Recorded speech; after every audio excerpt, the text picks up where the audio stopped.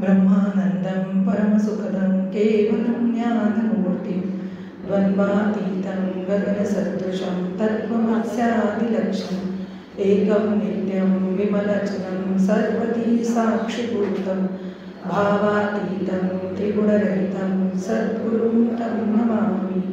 शुकासारिखे पूर्णवैराग्यजाचे वसिष्ठा परिज्ञानयोगेश्वराचे कवी वाल्मिका सारिखा मान्याईचा नमस्कार माझा सद्गुरु रामदासा। जय जय रघुवीर समर्थ।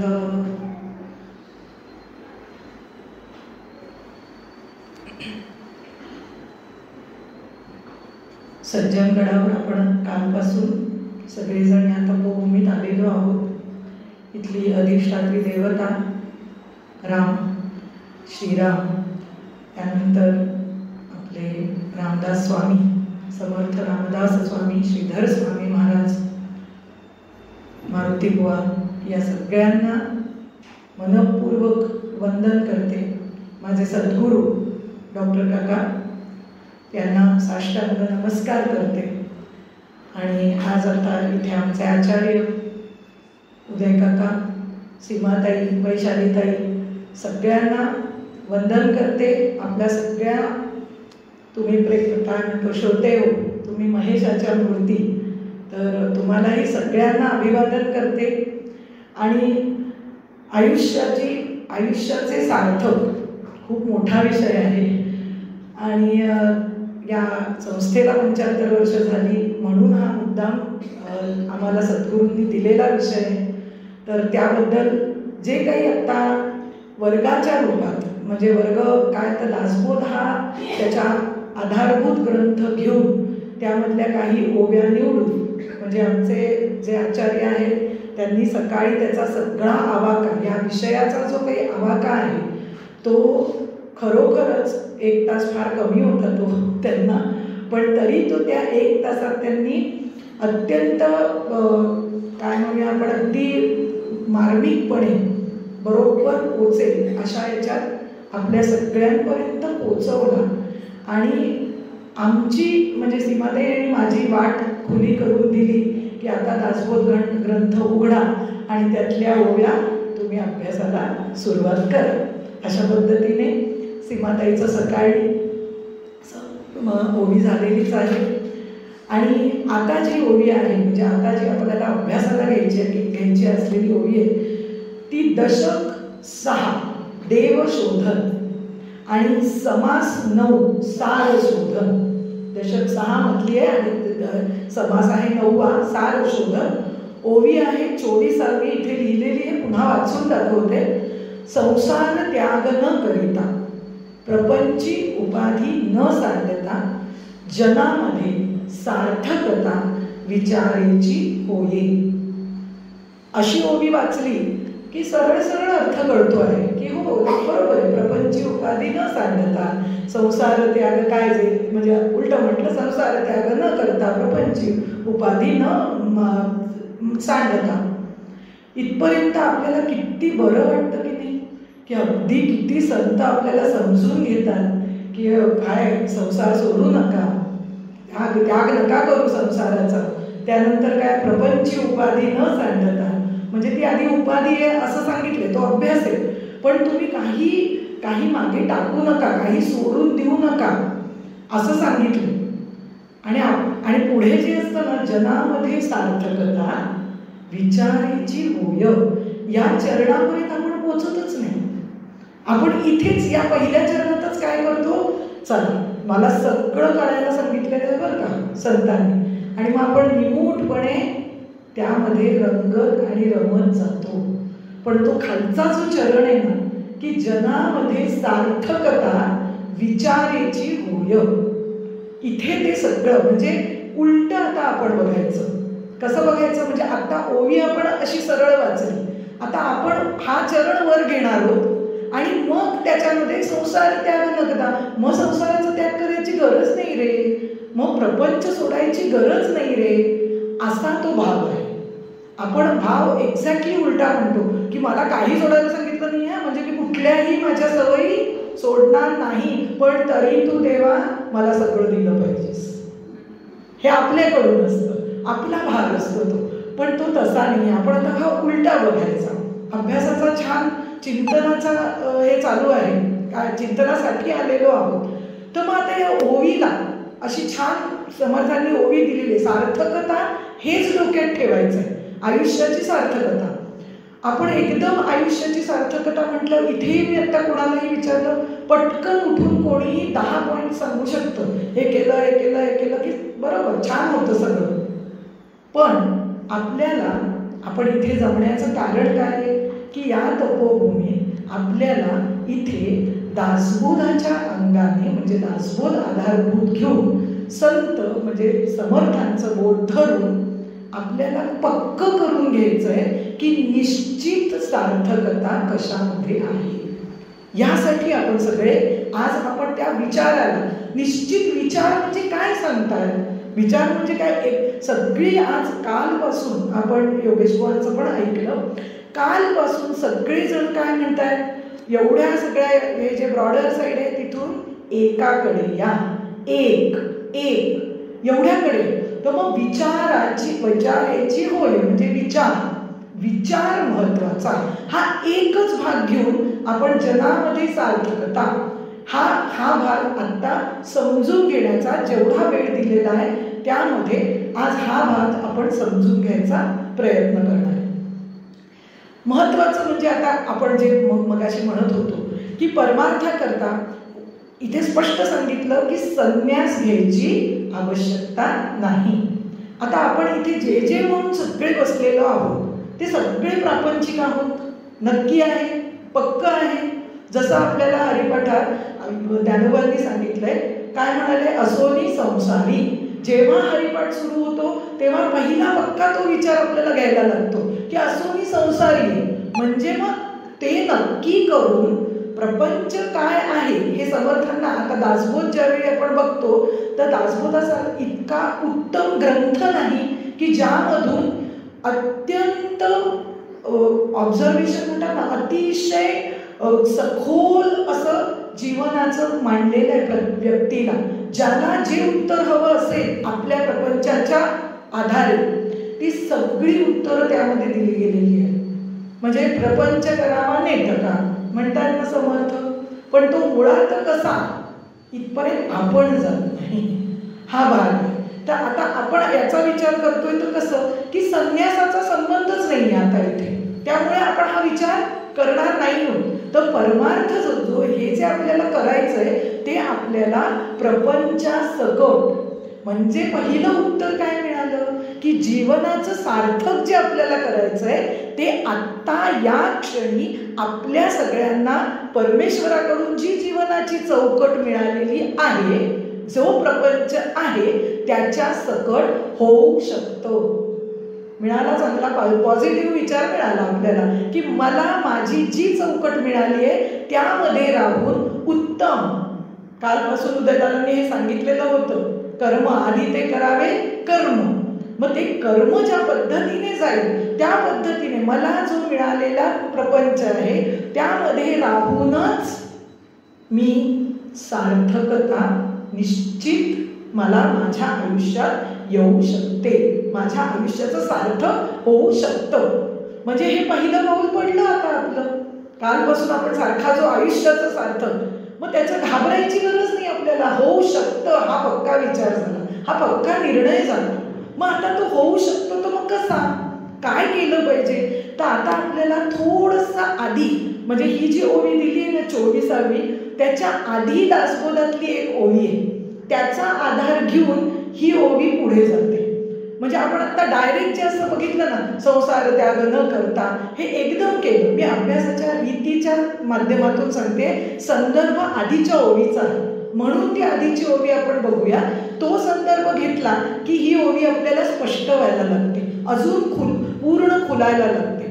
तर ती ओवी काय आहे, 23वी जी ओवी आहे ती आहे, दृश्या वेगळा दृश्या अंतरी सर्वात्मा तो सचराचरी विचार पाहता अंतरी निश्चये बघू निश्चये बाणी. आता याचा अर्थ काय दिलाय बघा. आपण ही 23वी का सांगितली, त्याचाच धागा घेऊन 24चा संदर्भ आपल्याला उलगडणार आहे. अभ्यासाचं हे चाललंय, चिंतन चाललंय, तर त्या अंगाने करूया. तर याचा अर्थ काय आहे की ब्रह्म जे आहे, ब्रह्म मुंग्या येऊ द्यायच्या नाहीत, कारण आपणच ते आहोत. मग आत्मा म्हणा, ब्रह्म म्हणा, ते एकच. मग ते जे आहे ते या सर्व ब्रह्मांडात असूनही, सगळ्या ब्रह्मांडात ते असूनही ते अलिप्त आहे. 23वी ओवी सांगते बरं का, कारण ह्याचाच संदर्भ पुढच्या ओवीला लागतो. तर मग काय, अलिप्त आहे. आणि हे सर्व चराचर, हे सगळं जे आहे त्या सृष्टीचा आत्मा आहे. हे जे सगळं आहे त्याचं अधिष्ठान जे आहे ते हे ब्रह्म आहे. आत्मा म्हणा, ब्रह्म. आत्मा हे आपण फक्त देहाच्या बाबतीत म्हणतो, हा भाग वेगळा. आता आपण तो काही विचार करणार नाही. तर मग हा विचार अंतर्मुख होऊन करायचा, या ओवीत सांगितलंय. अंतर्मुख होऊन करायचा आणि मग हळूहळू ब्रह्मस्वरूप कळायला मदत होते आणि ते मी आहे हा निश्चय व्हायला लागतो. आता बघा, आपण कनेक्शन कसं आहे की ही 23वी ओवी वाचली की त्याच्यात पहिला भाग सांगितला की याच ब्रह्मांडात ब्रह्म चराचर घनभरला घनदाट हरी दिसे. तो तसाच भरगच्च, त्याच्याशिवाय काहीच नाही, पण ते त्याच्यापेक्षा अलिप्त आहे, ते लिप्त नाही. लक्षात येत आहे? आपण ही ओवी का बघितली तर सगळ्यात महत्वाचं, आता बघा, संसार त्याग न करता, प्रपंची उपाधी न सांडता, हा आपल्याला दिला गेलेला जो दिलासा आहे तो या अलिप्त शब्दावर दिला गेलेला दिलासा आहे. इथे समर्थ काय सांगू पाहताय? आता पुढचा जो विचार आहे की जनामध्ये सार्थकता विचारायची होय. मग हा विचार कुठला आहे? लगेच पुढचेच दासबोधातले सगळे पुढचेच भाग आहेत. विचार, विवेक. आता यामध्ये विवेकात भरपूर गोष्टी येतात. आत्मानात्म विवेक असतो, सारासार विवेक आहे, नित्य अनित्य विवेक आहे. यातला हा जो आहे तो सारासार विवेक कसा आहे? जनामध्ये सार्थकता विचारेची होय. हा विचार आणि विवेक निवड करावी लागते. विवेक म्हणजे निवड करणे. दोन पदार्थ, निवड आली म्हणजे दोन पदार्थ आले. मग या दोन गोष्टींना आपल्याला निवड नीट करायची आणि तिथे आपल्याला विचार कुठला करायचा आहे तर सार काय आणि असार काय हा विचार करणं. म्हणजे काय सांगताय? तुम्ही संसाराचा त्याग करायची गरज नाही, म्हणजे संन्यास घेण्याची आवश्यकता नाही. आणि दुसरं काय, प्रपंच सोडून द्यायची गरज नाही. कधी? जेव्हा आपण सारासार विचार किंवा सारासार विवेक हा जर आपण संपूर्ण आपला बसवून घेतला, म्हणजे विचारांची घडी आपली त्या पद्धतीने जर बसवून घेतली, तर आपल्याला वरची जी ओळ आहे ती पूर्ण अनुभवाला येते की आपल्याला वेगळं कुठे जायची गरज नाही. ठाईच्या तोषणे करावे एक चित्त, हे आपल्याला जमणार आहे. मग आता आपण जर सारासार विचार, उत्तर मिळालं. हे जर पहिली ओळ आता कळली की मला कशात सोडायची गरज नाही, छान आहे की नाही? आनंद झालाय आपल्याला की जे आपण करतोय ते नीटच करायचंय आपल्याला. पण ते आपण नीट करतो आहोत की नाही हे आपल्यालाच तपासून पाहायचंय. ते तपासताना शास्त्रीय घडी आपल्या मनावर, पूर्ण शास्त्रीय घडी ही बसली असली पाहिजे. त्याविना आपण तोवर काय करत असतो, त्या तोवर आपण फक्त आणि फक्त आपल्या सोयीनुसार माझं छान चाललंय, हे असं देवाने केलंच नाही, मी किती कष्ट केले खरं तर, ही सगळी बोलणी आपली सुरू असतात. जोवर आपल्या, आता कसं आहे, मागे मागे जायला लागतं. तर आपल्याला दिसताना अशा दोन चरण दिसतात बरं का, पण हे असं मागे मागे मागे मागे जाणं, ह्यालाच महत्व आहे. त्यालाच खरा तर चिंतन करत राहणं आणि मागे उगमापर्यंत जाणं, यालाच अभ्यास म्हणतात खरं तर. आणि तिथून आपल्याला उत्तरं मिळायला लागतात, आपल्याला मिळतात ती उत्तरं. कारण संतांनी, शास्त्राने आणि संतांनी सगळं ज्ञान उघडं केलेलं आहे, पण आत्ता जे म्हटलं मगाशी की जन्म घ्यावा लागे वासने संगे, एकनाथ महाराजांनी सांगून ठेवलेलं आहे. कशाने झालाय? प्रत्येकाचा आपला जन्म वासने संगे झालेला आहे. काही ना काहीतरी पूर्व याच्यात उरलेलं आहे, त्यामुळे भोगण्यासाठी परत आलेलो. मग आता काय? वासने संगे जन्म असेल तर त्या वासनांची जी काही घडी, मगाशी आपण मन बुद्धी चित्त अहंकार बघितलं, आता पुन्हा ते बोलत नाही, पण त्या चित्तावर हे जे वासनांचे ठसे जन्मोजन्मीचे घट्ट झालेले आहे ते पुसायचे कोणी? हा भाग आहे. ते पुसायचे माझे. पण कसे? नवीन बसून या जन्मात आता जे जे काही वेगळं वेगळं कालानुसार काय काय येतं, मग आता हे नको मला, आता काय मी कालानुसार वागणारी आहे, मग आता काय मी सायन्सच बघेन. मग सायन्स कसं? मला तसं तर्कसंगत लॉजिक आणि सगळं सायन्स सारखं लागतं. सगळं मान्य, ते काही चुकीचं आहे हा भाग नाही आहे. पण चित्तावरचे ठसे मनोबोधात समर्थांनी अख्खा मनोबोध हा त्याचा जो काय म्हणतो ना आधार काय आहे मनोबोधाचा, तर आपल्या जन्मोजन्मीच्या वासनेचे जे संस्कार आहेत जे बसलेले आहेत चित्तावर, आणि ते सगळं म्हणजे मग काम कोण करतंय? मन दुहेरी काम करतंय सगळीकडे. इंद्रियांकडून आणणं विषय, मनाने बुद्धीला देणं, बुद्धीने निर्णय घेणं, चित्ताने पकडून ठेवणं, पुन्हा इंद्रियांकडे नेणं, इंद्रिय धावत राहणं, हे आत्ताचं चक्र चालू आहे आपलं सगळं वासनांचं. मग तिथे शास्त्र संस्कारांची घडी बसणं हाच म्हणजे मनोबोध आहे. मनोबोधातला एकन एक पूर्ण जे बघितलं तर कर्म उपासना ज्ञान हे डिव्हिजन करणं हे आपल्या अभ्यासासाठी, हे आपल्या अभ्यासाकरता आपण केलेलं आहे. अशी वेगळी वेगळी कंपार्टमेंट्स नसतात, पण ती नाहीत हे कळण्यासाठी आधी अभ्यास करावा लागतो. ती करून आपल्याला करावी लागतात.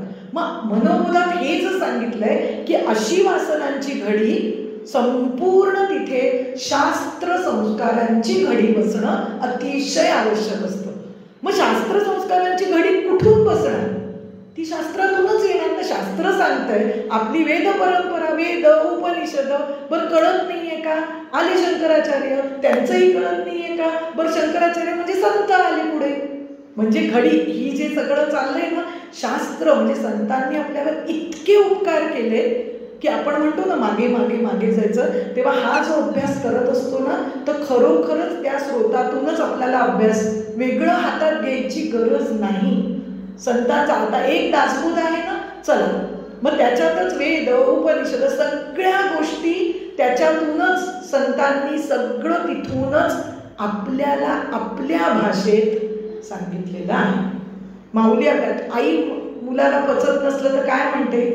काही नाही, घे आता मी हे केलं तुला खायला पाहिजे, असं नाही ना म्हणत. अरे त्याला त्या पचत नाही, थोडंसं मऊ करून देते, थोडंसं त्याला त्या पद्धतीने देते, त्याला ही डाळ पचत नाही तर दुसऱ्या याने करतो की नाही आपण सगळं? तसंच आपल्याला संतांनी केलेलं आहे आपल्याला.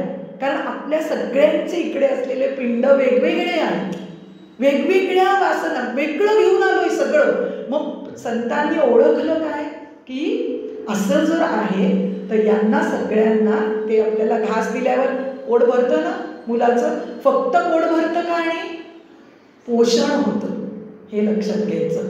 अगदी तसंच आहे. हे ज्यावेळी ऐकलं की आपल्याला कसं वाटतं, वाह काय बरं वाटलं, छान वाटलं, आज कसा हे गेला कळलं नाही.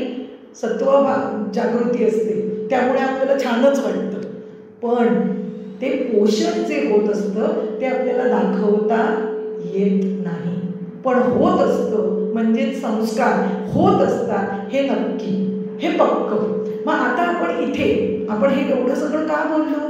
कारण ही जी वासनेची घडी ती आपल्याला बाजूला जर करायची असेल तर शास्त्र संस्कारांची घडी तिथे आली पाहिजे. आणि शास्त्र संस्कारांची घडी जी आज आपण विचार करणार आहोत ती आहे सारासार विवेक. सारासार विवेक हा जो विचार आहे, हा जो विवेक आहे, ती घडी आपल्या मनावर बसवून पक्की करायची. हा एवढाच भाग आजच्या ओवीचं अभ्यास करायला घेतल्यावर भरपूर त्यामध्ये वेगवेगळे विचार येऊन पुन्हा एकावर कसे येतो आपण? स्वरूपाशी ऐक्य सांगणाऱ्याच हाच एकच भाग सगळ्या अभ्यासात असतो बरं का.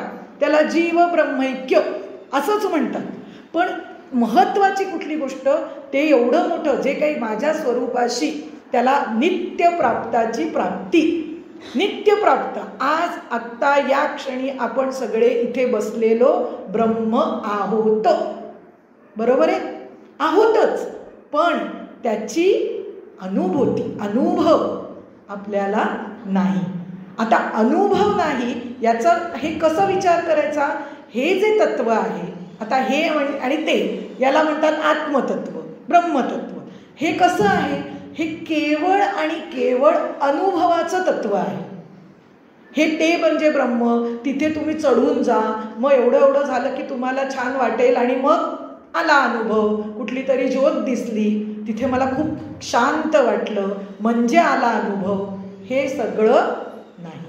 शास्त्राने याला सगळ्याला फुली दिलेली आहे, अजिबात नाही.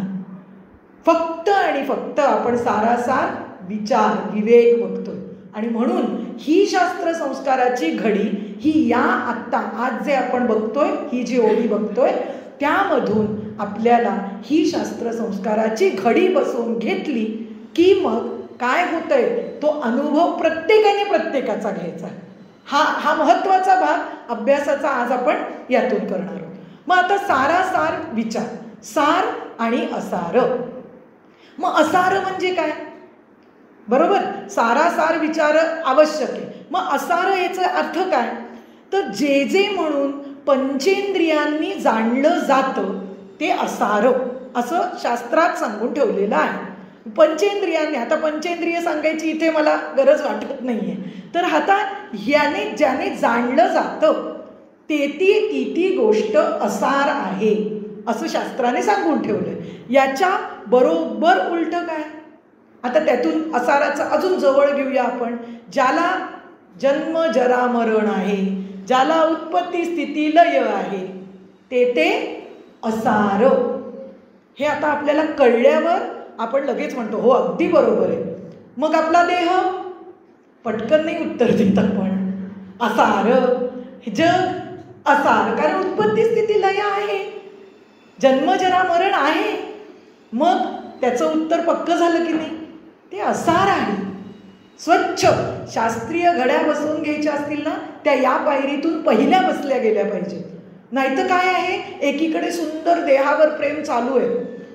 बरं, देहावर प्रेम करू नका असं संतांनी सांगितलंय का हो, की असं सांगितलं बघा ना. म्हणूनच तर ते असं आहे की संसार त्याग न करता, असं नाही सांगितलंय. देह हा संसार सोडून जर असार असेल तर काय उपयोग आहे रे, असं बोललेत का.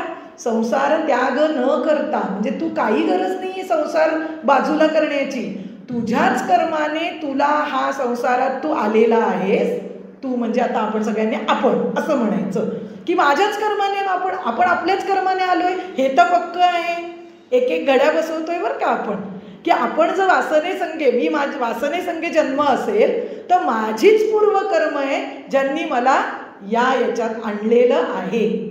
म्हणजे आता पहिली घडी काय बसते आपली, जशी हा विचार करतोच आहे. पण सगळ्यात महत्त्वाचं, आपण इतरांना जे दोष देतो, तुझ्यामुळे असं झालं, तिच्यामुळे ते झालं नाही, अरे असं कसं होईल, माझ्यामुळे असं झालं आणि माझ्यामुळे मात्र सगळं चांगलंच होतं बरं का, माझ्यामुळे सगळं मी होते म्हणून व्यवस्थित. हे सगळे भाग जे आहेत ना, हे सगळे भाग कशात नाही येतात, जेव्हा आपल्याला शास्त्राचा मागे जो विचार सांगितलेला आहे ना तो स्पष्ट झालेला नसतो. जे जे असार आहे त्याच्यात आता साधी गोष्ट आहे, आत्ता बोलता बोलता आपल्याला कळेल.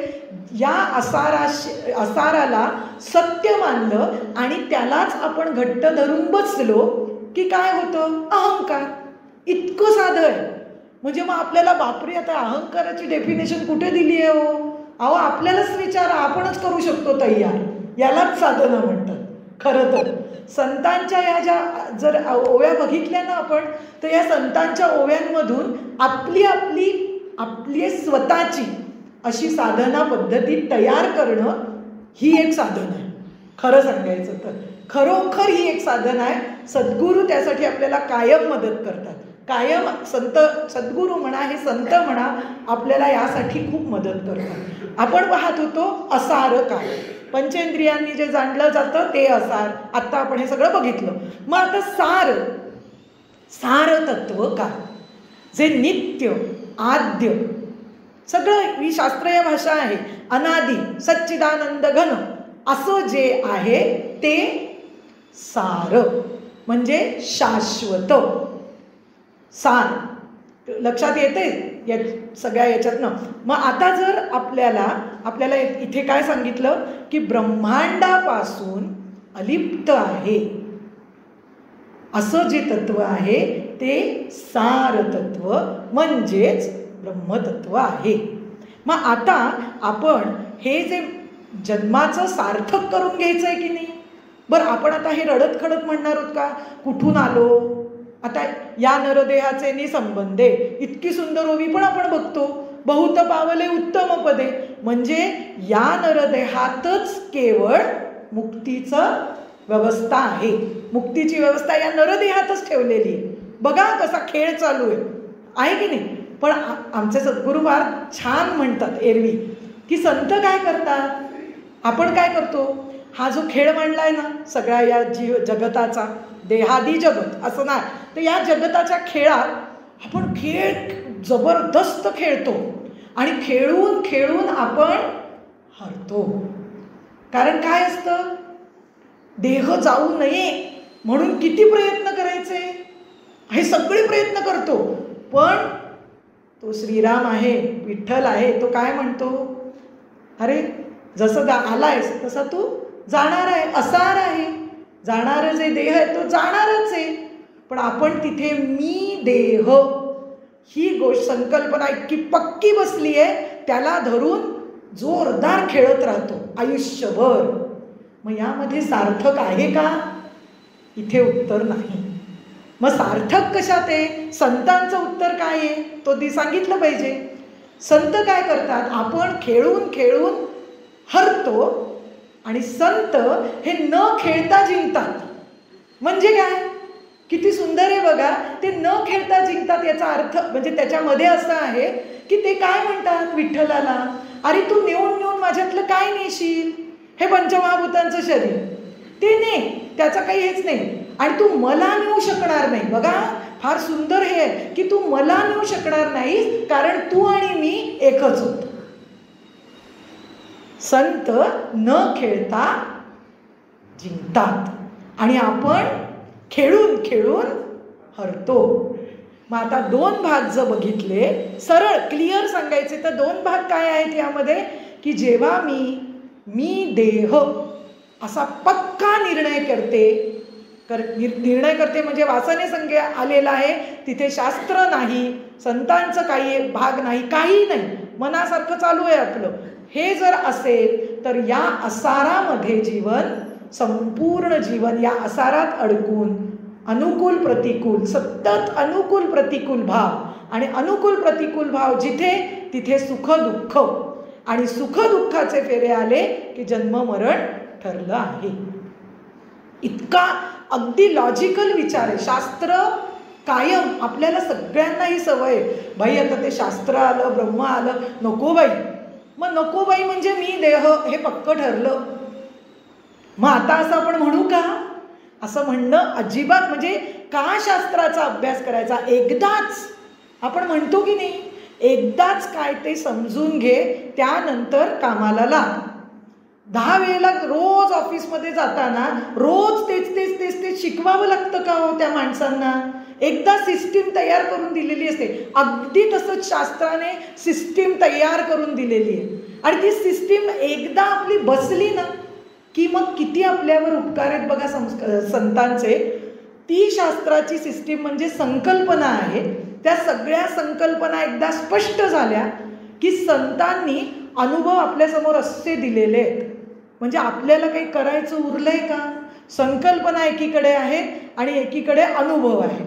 मग आता या संकल्पना जर स्पष्ट करून झाल्या आणि आपल्याला अनुभवाचे, संतांचा अनुभव, संतांचा बोट सोडायचंच नाही आहे, तर त्यांच्या अनुभवाची शिदोरी याचा जर अभ्यास केला तर आपला मार्ग हायवे आहे अहो, बरोबर आहे की नाही? पूर्ण हायवेवर जाते गाडी पूर्ण, आणि ती जाणार ती त्या एकतत्वाकडेच जाणार. हा आपल्या सगळ्यांचा विश्वास हवा. हा फार महत्वाचा भाग जाता जाता आपण विचार करतोय. तर मग सार असार हे आता आपण बघितलं. म्हणजे विचारेची होय तिथे आपल्याला सारासार विचारेची होय अशी आपण आपली ओवी करून घ्यायची.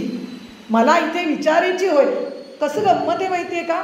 आपल्या सगळ्यांचा हा अनुभव आहे की एखादा ग्रंथ आपण वाचायला घेतो.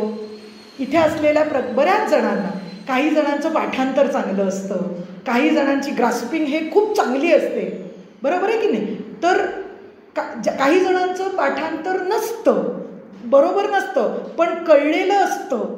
तर काय असतं, ज्यांना कळलं असतं ते म्हणतात शिवाय ते पाठच होत नाही, काय करणार आता, ते पाठ होत नाही म्हणून ते पाठ करायच्या मागे जातात, बरोबर आहे? पाठांतर पाठांतर पाठांतर.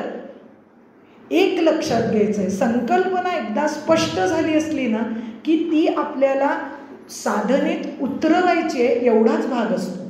ती मला कोणाला तरी सांगायची आहे, ती माझी कशी पाठ आहे हे दाखवायचं आहे, मग माझं मला कसं जमतंय, हा सगळा भाग दुय्यम आहे, गौण आहे. प्राधान्य त्यातलं काय आहे? ही जी ओवी माझ्या समोर आली आहे ना त्यात नक्की विचार काय सांगितलाय, तो मी शास्त्राच्या आधारे करते आहे ना, संतांचं बोट धरून मी त्याच्यावर चालते आहे ना, आणि माझ्या सद्गुरूंनी दिलेली जी साधना आहे ती तशीच्या तशी तंतोतंत करते आहे ना, इतकी उत्तर आपली आतमध्ये तयार असली की जमलं, सार्थकता जमली, आलीच, इतकं आपल्याला उत्तर मिळतं. होतं असं, आता आपण या सीमाताईंनी दुपारी हा विषय मांडलेला होता की आपलं सगळ्यांचं लहानपणीपासून कृतिशीलतेमध्ये अत्यंत लक्ष, म्हणजे काय असतं, कृती झाली की हे छान ते छान, कृती केल्याशिवाय कळणारच नाही.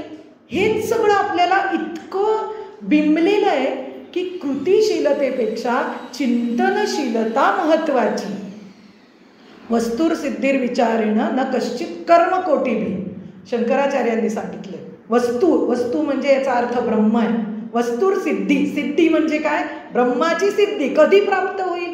प्राप्त, आणि हे सगळी भाषा आहे बरं का, आपण आहोतच, पण त्याचा अनुभव कधी येईल? न कश्चित कर्मकोटी भी, 100 कोटी कर्म जरी केली तरी त्याचा अनुभव येणार नाही. म्हणजे कर्माने अनुभव नाही, मग कशाने आहे हे आपण आपल्याला विचारलं पाहिजे. हा अभ्यास आहे, हे चिंतन आहे. मग कशाने आहे माझंच स्वरूप, मला त्याचा अनुभव कशाने येणार आहे? काकांनी सकाळी, दयाळ काकांनी हेही उत्तर दिलेलं आहे की खरं तर साधन कुठलं नाहीच, साध्य होता साधनाचा ठाव नाही, पण तिथपर्यंत जायचं ना, तेच मी आहे. आवरण बाजूला होणार आहे, फक्त सगळं आहे बाजूला करायचं आहे, काही ज्या गोष्टी आहेत त्या. तर मग आता इथे जे आपण बघितलं की चिंतनशीलता महत्वाची, या चिंतनामध्येच विचार विचार विचार आणि विचार हे एक प्रमुख साधन आहे की ज्याने आपण आत्ता जे आपण आयुष्याचं सार्थक हे जे म्हणतोय ना, मग आपली व्यावहारिक सत्ता आणि पारमार्थिक सत्ता असतील 3, पण आत्ता आपण विचार केला तर व्यावहारिक आणि पारमार्थिक या ज्या 2 सत्ता आहेत ना त्या सुद्धा व्यवहारामध्ये विचार केला नाही तर आवडतं का हो आपल्याला? साधी भाजी निवडताना असं काय निवडून घेतो, ही नको असं नको, विचार करतो ना, का द्या नाही तर ही पिशवी आहे टाका, जी द्यायची ती द्या. आपण म्हणतो की नाही मुलांना सुद्धा, काय रे जरा थोडा विचार कर आणि मग कर ना काम, असं म्हणतो की नाही? हे सगळं आपल्याला याच्यात आहे. म्हणजे व्यवहारामध्ये जर विचार महत्वाचा आहे, जर मग या परमार्थाच्या गोष्टी असं फक्त मी देवाला सांगेन, एवढे जपमाळ करेन, एवढ्या वया लिहून काढेन, मी हे कुठेही कोणालाही नावं ठेवत नाही. हे कशालाही नावं ठेवणं नाही बरं का, ही उपासना आहेच, पण उपासनेने चित्त शांती होते, हा त्याचा परिणाम आहे. बघा आपण हे का परत आपण सांगतोय, हे सारखं परत रिपीट होणं यालाच अभ्यास म्हणतात. तर हे काय म्हणतो की कर्माने म्हणजे निष्काम कर्माने चित्तशुद्धी हा त्याचा परिणाम आहे. निष्काम उपासनेने चित्तशांती हा त्याचा परिणाम आहे. विचार बघा, निष्काम कर्म केलंय तर आपल्याला हा विचार आलाच पाहिजे की त्याचा परिणाम आपण बघतो आहोत की नाही. परिणाम नसेल तर ते निष्काम झालेलं नाही, हा विचार आहे. इतकं साधं. आणि आता खाली उपासना, निष्काम उपासना. निष्काम म्हणजे काय? आनंदात तू जे देशील, फल तर सगळ्याला आहेच, कशाला नाही असं नाही, पण तू जे जसं ज्या पद्धतीने ठेवशील, देशील, काय जे आहे ते, त्यात त्याचा आनंदाने स्वीकार आहे. आनंदाने. मला असं वाटलं, मला तसं आहे, त्याला निष्कामता येतच नाही. निष्कामतेचा फार मोठा अर्थ येतो तिथे. मग त्याचा परिणाम शांती. तो जर परिणाम दिसत नसेल तर ती निष्काम होत नाही उपासना. हा विचार होणं गरजेचं आहे. आपण काय म्हणतो, कित्येक जण अशी म्हणतात, अहो किती वर्ष नाम घेतलं, पण काय आता सांगू तुम्हाला, असं तुम्हाला म्हणून सांगतो, पण काही असं म्हणजे आपण त्या नामाला हे देतो की मला काही एवढा असा अनुभव आला नाही बरं का, मला अनुभव आला नाही, इथेच केवढा मोठा अहंकार आहे. बरं नाम घेतोयस तर ते नाम विचाराने घेतोय का आपण, हेही नाही. बघा, विचाराची होय यावरच आपण आत्ता बोलतोय की विचार किती महत्वाचा आहे. प्रत्येक गोष्टीत विचार जर नसला तर ती कृती अर्थहीन होते. आणि अर्थहीन असणारी प्रत्येक कृती आपलं जीवन अर्थहीन करतं. मग आपण जीवनाचं सार्थक जर बघत असू तर इथे आपल्याला आत्ता आपण जो सारासार विचार, तर यामध्ये फार सुंदर महत्वाचा भाग काय बघितला, शास्त्राचं आपण आत्ता बघितलं की सार असार हे म्हणजे काय हे बघितलं, म्हणजे तोच विचाराचं चाललंय म्हणून शास्त्रानुसार बघितलं. साधनेने आपण काय बघितलं की आपली वासनांच्या घड्या या कशा झाल्या पाहिजे, शास्त्र संस्काराची घडी बसलीच पाहिजे. मग शास्त्र संस्काराची घडी बसवणं म्हणजे काय, तर आत्ता जे आपण सगळं बोललो ते की आपल्याला जिथे जिथे वाटत असेल मी करते, मी असं आहे, तिथे तिथे यांनी काय सांगितलं, समर्थांनी सारासार विचार असा असा सांगितला आहे. मग मी तो साधनेमध्ये त्यावर चिंतन केलं पाहिजे. कशाचं चिंतन, सार काय याचं चिंतन, असार काय, असार बाजूला करणं, हे साधनेचं काम चालू आहे. शास्त्राने संकल्पना स्पष्ट झाली, साधनेतून आपल्याला घडी बसवणं झालं. आता तिसरा भाग आला. हे अगदी आता या तासभराचं हे असल्यामुळे आपण अगदी छोट्या छोट्या काय म्हणतो आपण कट याच्यात करून सांगतेय. हा भाग खरा मोठा छान पद्धतीने करता येतो, पण तो आपल्याला गृहपाठ आहे की आपण प्रत्येकाने तो घरी जाऊन करायचा आहे. शास्त्रानुसारी बघितल्यानंतर, साधनेनुसारी बघितल्यानंतर आता ज्ञानोबांची एक सुंदर ओवी आहे. एक ती ओवी आधी सांगते, मग आपल्याला हे जीवनात कसं उतरवता येईल या पद्धतीचा विचार करू आणि मग आपण चिंतन थांबवते. ज्ञानोबांची अशी ओवी आहे की मी माझे ऐसी आठवण, विसरले जयाचे अंतःकरण, पार्था तो संन्यासी जाणं निरंतर.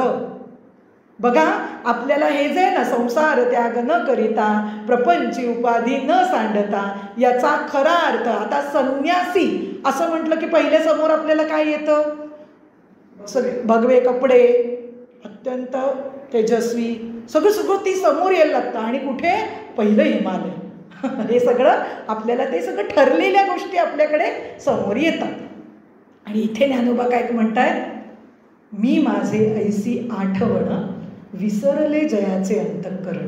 आता इथे ज्यावेळी प्रपंची, आपण प्रापंचिक आहोत की नाही, मग या प्रपंचामध्ये असताना मी माझे ऐसी आठवण, मी आणि माझे म्हणून जे जे आहे, माझे माझे माझे जे जे आहे त्याची आठवण, विसरले जयाचे अंतःकरण. बघा, फार महत्वाचा भाग आहे जो आपल्याला या दोन घड्या बसल्या, शास्त्राने संकल्पना स्पष्ट झाली, साधनेत विचार काय करायचा कळला, चिंतन झालं. आता ते जीवनात कसं उतरवायचं, तर जीवनात कशा पद्धतीने उतरवायचं, तर जिथे जिथे मी माझे हीच गोष्ट आहे की जी आपल्याला आसक्ती, ममत्व या सगळ्यामध्ये अडकवून ठेवते. जीवनात आपल्याला सार्थकतेपर्यंत का जाता येत नाही, तर सगळ्यात महत्त्वाची म्हणजे सार्थकतेपर्यंत जाण्यामध्ये अडसर काय येतोय हा भाग आता आपण विचार करतोय की हा विचार केला साधनेतही छान चिंतन चालू आहे, पण रोजच्या जीवनात देह म्हणजे मी, जग हे जे बाजूला आहे ते सगळं सत्य आहे. म्हणजे काय, जगात असणाऱ्या ज्या घटना घडत आहेत, ज्या व्यक्ती आहेत आजूबाजूला, एक आवडतीये एक नावडतीये, माझं कुटुंब आहे म्हणा, काही समाजातला मित्रपरिवार म्हणा, हे आवडतात ते नाही आवडत, हे जरा जास्त जवळचे ते लांबचे, हे सगळं चित्र आपल्या सगळ्यांच्या जीवनात आहे. आणि इथे ज्ञानोबा काय सांगतात, विसरले जयाचे अंतःकरण. विसरणं म्हणजे काय, अंतःकरण. मगाशी अंतःकरणाचे सगळं एक्सप्लेनेशन आपण दुपारी पाहिलंय, त्या वृत्तीला काय म्हणतात. मग मन बुद्धी चित्त अहंकार हे मन जर त्यामध्ये आसक्ती, आता हा एक भाग बघूया आपण, आसक्ती किंवा ममत्व, सगळ्यात महत्त्वाचं मुलगा मुलगी इथपासूनच घेऊया, त्याच्याबद्दल असणारी, बरं मुलगा माझा नाही आता म्हणायचं का आजपासून, तसं नाही म्हणायचं आहे ना, अगदी निश्चित आपला मुलगा आहे, पण त्या मुलाच्या बाबतीत कर्तव्य जे आहे माझं ते प्रेमाने करणं असं संत आपल्याला सांगतात की अरे तुला मुलगा आहे ना, छान प्रपंचात चालू आहे, मग त्याच्या बाबतीत जे चाललंय, मुलगा मुलगी कोणीही म्हणा, मग ते जे काही, मग आता आपल्या आजूबाजूला जे असतील त्यांच्या बाबतीत जे म्हणून मला जो रोल दिलेला आहे त्या रोलमध्ये राहून मी अत्यंत त्यांच्याविषयी असलेलं कर्तव्य प्रेमाने, इन्व्हर्टेड कॉमामध्ये, कसं तरी नाही, आता आहेच आलंच आहे तर काय बाबा आता, असं नाही बरं का, प्रेमाने पाड पाडते. हे आपल्याला संतांची भूमिका, संत देत आहेत इथे विचार. आणि आपलं काय असतं हे वेगळं मला सांगायची गरज नाही, म्हणून मी हे सांगितलं. लक्षात येतंय, आपलं जे असतं ते त्या मुलावर ममत्व असतं. आता ममत्वाचे आविष्कार काय असतात बरं, काय असतात, हे साधी गोष्ट आहे. पहिल्याच दिवशी बुवा, अगदी परवाच्या विठ्ठल मंदिरात सुद्धा योगेश बुवांचं जे प्रवचन झालं त्यामधला अत्यंत महत्त्वाचा पॉईंट हाच होता की डिस्कनेक्ट होता आलं पाहिजे.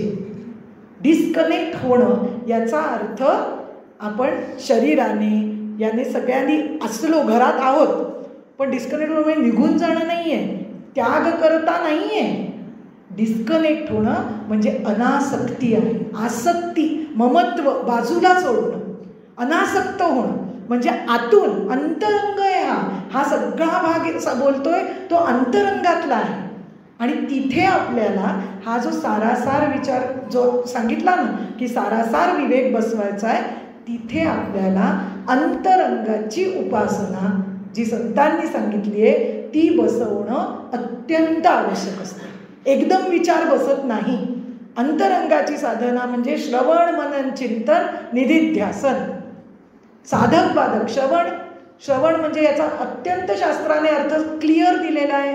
जोवर आपणच ब्रह्मस्वरूप आहोत म्हणजे जीव ब्रह्मैक्य हा निर्णय पक्का होत नाही तोवर श्रवण करणं आवश्यक आहे. त्यालाच श्रवण म्हणतात. ज्या क्षणी तो निर्णय, ते श्रवण. मनन चिंतनाचा भाग थोडा आहे, पण मनन म्हणजे काय तर साधक बाधक विचार. मला माझ्या अनुसंधानात राहण्यासाठी जे म्हणून साधक विचार आहे, साधन तिथे जातंय, सगळं त्या एकाकडे जातंय, ते साधक आहे. बाधक काय ठरतंय, हे ममत्व. मग हे मनन आहे. निधिध्यासन म्हणजे आचरणात आणणं आहे. मग या श्रवण मननाशिवाय निधिध्यासन होणार आहे का? तेच आत्ता आपण बघितलं की सारासार. मग यासाठी ही अंतरंग साधना. बहिरंग आहेच, बहिरंग आपण सगळे आत्ताही करतो. छान आपण जातो तिथे स्तोत्र म्हणतो, पूजा करतो, बाकी सगळं चाललंय. ही बहिरंग उपासना आहे. अंतरंग उपासना अत्यंत महत्त्वाची आहे, ज्याने हा सारासार विचार आपल्यामध्ये रुजणार आहे. 2-3 भाग आपण आत्ता या ओवीच्या याने बघितले. महत्त्वाची गोष्ट आत्ता जे आपण बघतोय की अनासक्ती, असंग, याला आपण इतकं महत्त्व का देतोय? मग आपण म्हणजे संतांनी आपल्यापर्यंत हे शब्द सारखे का दिलेत की अनासक्त व्हा, असंग राहा. हे असं सारखं सारखं आपल्यावर हॅमर का केलं जातंय? त्याच्याशिवाय ते का नाही म्हणत आहेत? आमची भूमिका समजून घ्या हो. ते म्हणतात असं काही नाही, तू काय हो म्हण नाही म्हण हेच महत्वाचं, हेच आहे असं सांगून ठेवलंय. मग अनासक्त आणि असंग हे 2 शब्द इतके महत्वाचे का, हा पण विचार व्हायला पाहिजे. तर सगळ्यात महत्वाचं शास्त्राने म्हणजे आपल्या उपनिषदांमधून, वेदातून, उपनिषदांमधून हे जे ज्यांचं वर्णन जे केलंय ना, या ते वर्णनातीत तत्व आहे, पण त्याचं जे सांगितली आहेत, लक्षणं सांगितली आहेत, या तत्वाची जी सांगितली आहेत, तर हे त्यातलं एक महत्त्वाचं आहे ते तत्व म्हणजे हे आत्मतत्व, ब्रह्मतत्व हे असंग आहे. आणि हे असंग असणारं तत्व आपण सगळे आहोत. असंग, मला ममत्व का ठेवायचं नाही? बरोबर आहे ना? आता लक्षात येतं की नाही? पक्का विचार होतो की मी जर आपण असार बघितलं, पंचेंद्रियांनी जे जाणतो, देहा म्हणजे जे जाणार आहे त्याच्यावर जर प्रेम, बघा आता आपण प्रेम हा शब्द एकदम रॅन्डम वापरतो. मुलावर प्रेम करू नये का? करायला पाहिजे, पण ते प्रेम व्यापक तत्वावर असलं पाहिजे, व्यापकत्व नाही असलं पाहिजे. मुलावर प्रेम म्हणजे काय असतं आपलं? मुलाने मला बघितलं शांतपणे, काय माझं वय झालं, त्याने मला विचारलं बरं का, तो तिथे गेला कुठे बाहेर परदेशात, गेल्या गेल्या पहिला मला फोन आला. हे सगळं काय आहे? ममत्व आहे. मग प्रेम ही जी भावना आहे ना, लक्षात घ्या, प्रेम लक्षणा आणि ज्ञान लक्षणा असे फार सुंदर नारद भक्ती सूत्रात सांगितलेलं आहे. प्रेम हे सगळं व्यापक तत्वावर, भाव हा स्थिर असतो, एकच असतो, आणि तिथे प्रेम ज्याला सगुण म्हणतात. मी अगदी असं पटपट याने सांगतेय. आणि निर्गुण म्हणजे विचार आहे. सगुण निर्गुण एक गोविंदुरे म्हणजे प्रेम, नाण्याच्या 2 एकच बाजू, एकाचं प्रेम आहे, एक विचार आहे, तत्व विचार आहे, आणि एकीकडे प्रेम आहे. म्हणजे या 2 गोष्टी जेव्हा आपल्याला कळतात तेव्हा प्रेमानेच आपल्याला या संसारात राहायचं आहे. चिडचिड चिडचिड करायची नाही आहे. चिडचिड म्हणजे काय? शिवाई आता परमार्थाचं हे करायचं, एवढे सगळे विचार बांधवायचे म्हणजे आता बाई नको, बाई नकोच, ते आता घरातली ही कटकट कसलं काय जमणार आहे मला, हे तरी आपण बोलतो. नाहीतर आपण म्हणतो काय हो तुम्ही सांगता एकांत विकांत, कसलं काय मिळतो. पण याला सुद्धा एक सुंदर आमच्या गुरूंनी अतिशय सुंदर उदाहरणाने समजावून सांगितलेलं आहे. आपल्या सगळ्यांना वेळ आपण म्हणतो ना, कुठला वेळ मिळतो, कसा काढायचा, हे सगळं आपलं चाललेलंच असतं. कुरकुर म्हणजे आपण असंच म्हणायचं. आपण म्हणजे जेव्हा आपण अशा याच्यात असतो तेव्हा, का ममत्व आसक्ती यात अडकलेलं असतो तेव्हा. तर त्यावेळी आमच्या गुरूंनी काय सांगितलं, अतिशय सुंदर भाग दिला. विचार करा यावर की वेळ किती कसा असतो. तर एक शारीरिक आणि मानसिक वेळ आहे. कसा वापरायचा? आपण आंघोळ करतो, काय आपली रोजची नित्यकर्म आहे, त्यामध्ये ती कशी करतो, तो शरीराचा वेळ आहे. पण तेव्हा आपलं मनही कसं असतं. मग आपण साबणच काय, रोजचं साबण बघायला काय गरज आहे हो, आज कुठलं साबण आहे, कुठला शॅम्पू वापरू, हा नको बाई, हे असले विचार येणं काही. मनाचा वेळ उपलब्ध असतो, शरीराचा वेळ जिथे द्यायचा तिथे द्या. बरोबर आहे? येतंय लक्षात?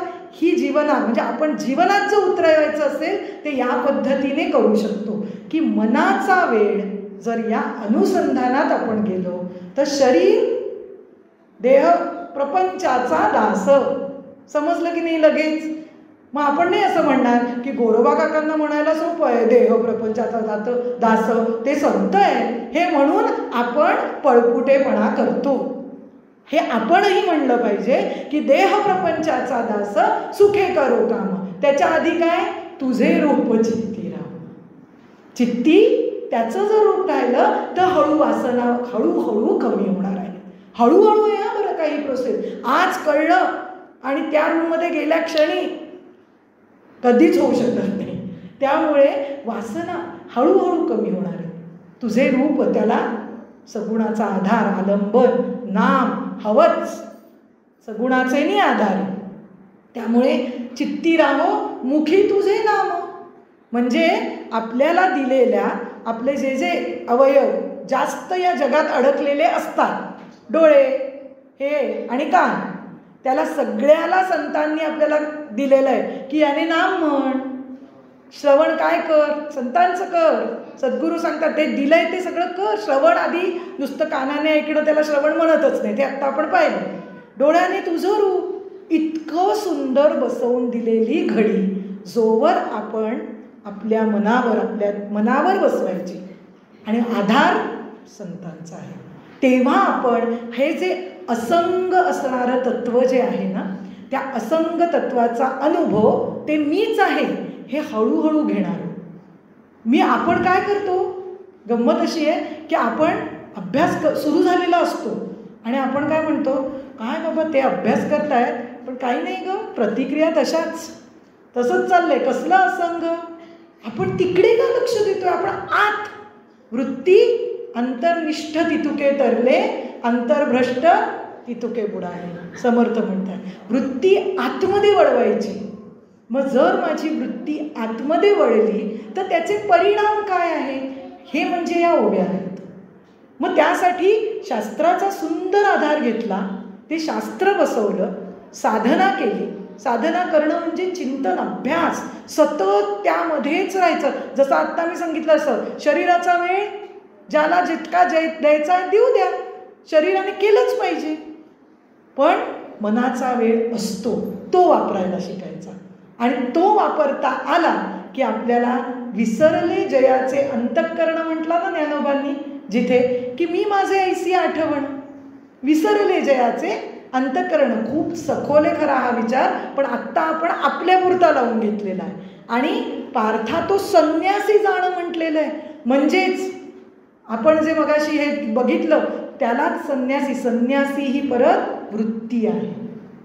आणि आपण हा जो भाग आहे त्याचंच सूत्र घेऊन उद्याची पण एक ओवी आहे, तेच सूत्र याचं कंटिन्यू होणार आहे त्यामध्ये, म्हणून आत्ता बोलत नाही ते सगळं.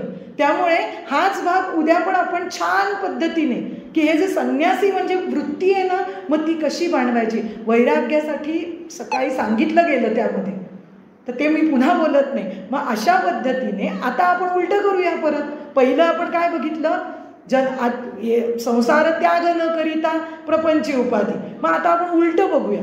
जनामध्ये सार्थकता विचारेची, म्हणजे सारासार कुठलाही नित्य अनित्य हे सगळे एकच सांगतात, पण सारासार विचार जगामध्ये सगळं भरला घनदाट हरी दिसे, रिता ठावया राघवे वीण नाही, समर्थ म्हणतात. मग हे जे तत्व आहे ते जे भरून उरलेलं आहे, हे विचारेची, त्या तत्वाचा अनुभव मला केवळ आणि केवळ विचाराने येणार आहे. त्याकरता संसार त्याग करण्याची गरज नाही. प्रपंच उपाधी. आता एक छोटासा विचार आणि मग छान चिंतन आपण थांबवूया. उपाधी सांगितलेलं आहे. आपली उपाधी म्हणजे काय. आता साधी गोष्ट आहे, साडी घातलेली आहे, शर्ट काही जणांनी घातले, जब्बा, मग मी म्हणजे साडी असते का. नाही, साडीपेक्षा मी वेगळी आहे की नाही. मग हे जे वर आहे, जे म्हणून आपल्याकडे जे काही दिलं, मला हे दिलं, हे आहे, हे सगळं उपाधी, खूण आहेत. या खुणा आहेत. साधी अजून एक गोष्ट, एखाद्याचं घर सापडत नसेल, तिथे एखादी काही पोपट येऊन बसत असेल आणि त्यांनी सांगितलं ते तिकडे जो पोपट बसलाय ना ते घर माझं. मग आपण गेलो आणि मग दुसऱ्या वेळी आपल्याला सांगावं लागतं का हो हे, की तो पोपट उडूनही जाईल ना कदाचित, तर नसेल, पण कळलेलं आहे ना ते. मग पोपट असो पोपट नसो, ते घर आहे ना. तसं उपाधी, प्रपंच ही उपाधी आहे, आपल्यापेक्षा वेगळं आहे. आपण सगळं माझं म्हणतो, तर ते वेगळं आहे माझ्यापेक्षा.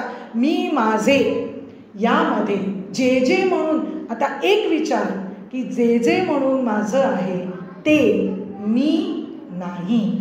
या ओवीने आपल्याला काय बसवायला सांगितली आहे शास्त्रीय घडी, की जे म्हणून माझं आहे, देह म्हणा, देह माझा, जे माझं आहे, आपण जे म्हणतो ते, देह माझा, घर, मुलगा, सगळं आपण म्हणतो की नाही, जे जे म्हणून माझं आहे ते मी नाही.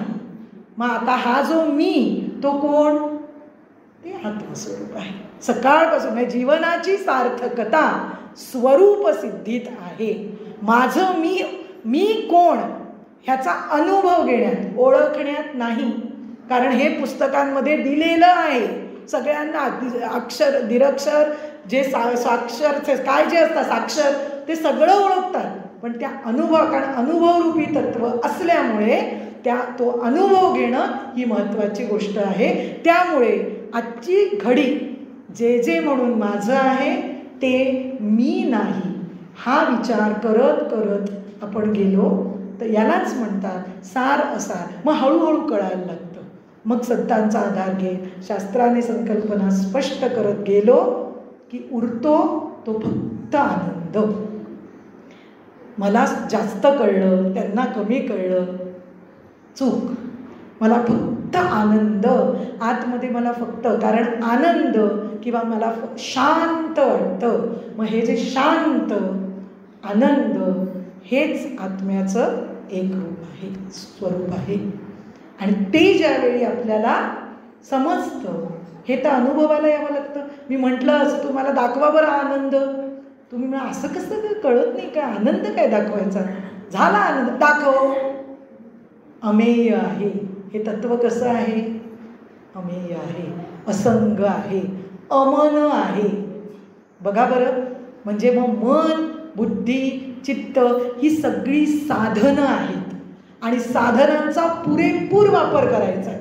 सगळ्यात महत्त्वाची गोष्ट आहे. नावं नाही कशाला ठेवायचे, कुठून आलो, काय झालं, हे नाही करायचं आहे. हे असे एवढंसं तोंड करून असा काही नाही. परमार्थ हा केवळ आणि केवळ आनंदाची प्राप्ती आहे, आनंदाचं तत्वज्ञान आहे. जीवनाची सार्थकता त्या आनंदाशी एकरूप होण्यात आहे. म्हणजे मीच तो आनंद, हेच करण्यात आहे. येणं जाणं, येणारं जाणारं असा, म्हणजे आहे आहे आहे तो आनंद. एवढंच भाग जर आपण लक्षात ठेवला, आजच्या पुरता आपण एवढाच विचार केला या ओळीचा तरी खूप आहे. यातले जे जे भाग आत्ता आपण काही पायऱ्यांनी पाहिले, काही विचार ठोस जे आहेत ते शास्त्र विचार आहेत. साधनेत कुठले उतरवायचे, जीवनात कसं आणता येईल. बरं, असं आहे एक महत्त्वाचा भाग की शास्त्र आधी करून घेऊ मग बघू साधनेचं. आता साधनेत कसं बाई मग बघू जीवनाचं, असं काही होत नाही. प्रपंच कसा सगळा एका याने चालतो की नाही, तसंच हे आहे. एकाच वेळी हे सगळ्या गोष्टी चालू असतात. बघू आता, मग आत्ता काय आहे बाई 50 एका बघू 70 जरा जीवनात आणण्याचा प्रयत्न.